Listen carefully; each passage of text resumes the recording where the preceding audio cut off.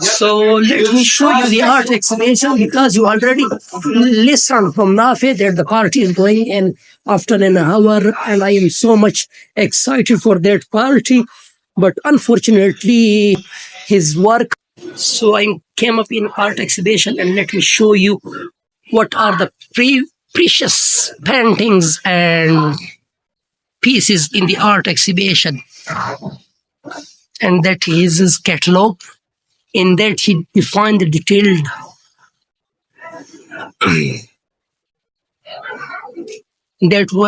that one is an antique piece because I liked so much. मेरा basically जो काम है वो सारा मेमोरीज पे है।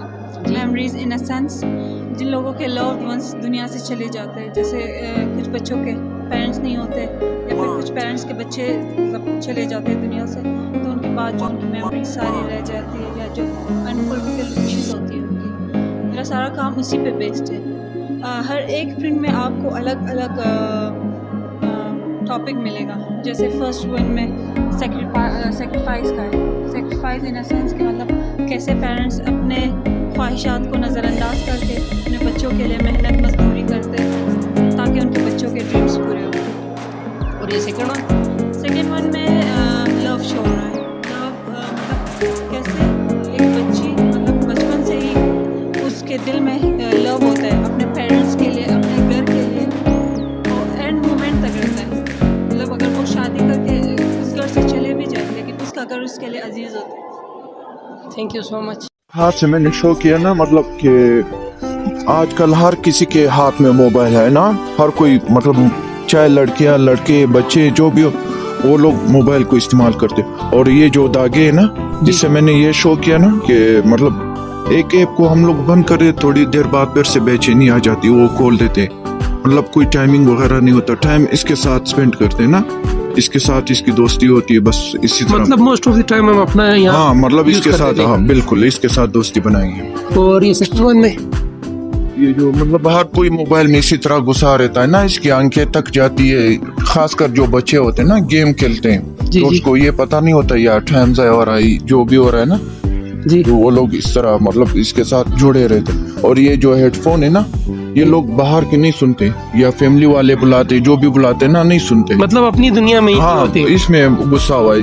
ये जो दिमाग है ना हम लोगों का दिमाग उस टाइम काम नहीं कर रहा होता। और ये जो दागे है ना हम लोग अंदरूनी खुशी फील करते हैं मोबाइल को जब इस्तेमाल करते हैं, हम लोग कहते हैं बस सब कुछ ठीक ठाक है। What is your good name? Talha. You done a good work.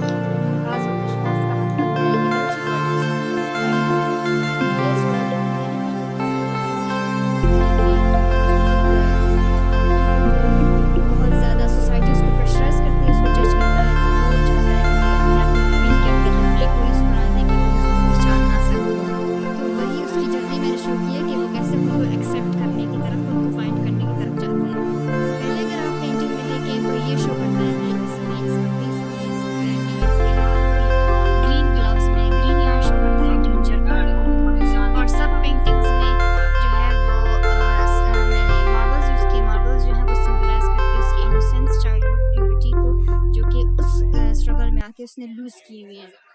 फिर दूसरी बात में मैंने पेंटिंग में शो किया है दूसरी पेंटिंग में मैंने मिरर शो किया है। मिरर जो है वो सोसाइटी को शो करती है और उसमें उसकी ट्रैप्ड है वो उसके इनोसेंस और उसकी प्योरिटी उसमें ट्रैप्ड है और उससे निकलने की कोशिश में उसने उस मिरर को थोड़ा सा क्रैक कर दिया है। That is basically only for Baloch culture womens? नहीं, सबके लिए। इसमें बेसिकली मैंने खुद को शो किया तभी मैंने अपने वो किया है।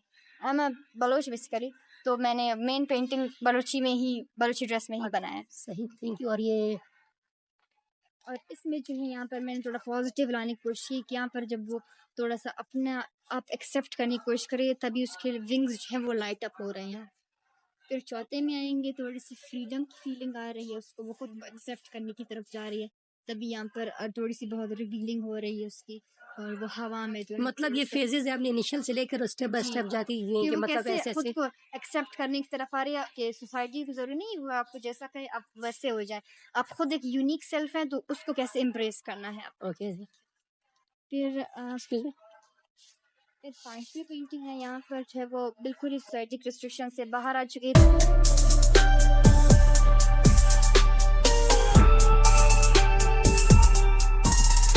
ये आपकी पेंटिंग्स हैं, इनके बारे में आप काइंडली बताएंगी थोड़ा? जी बिल्कुल।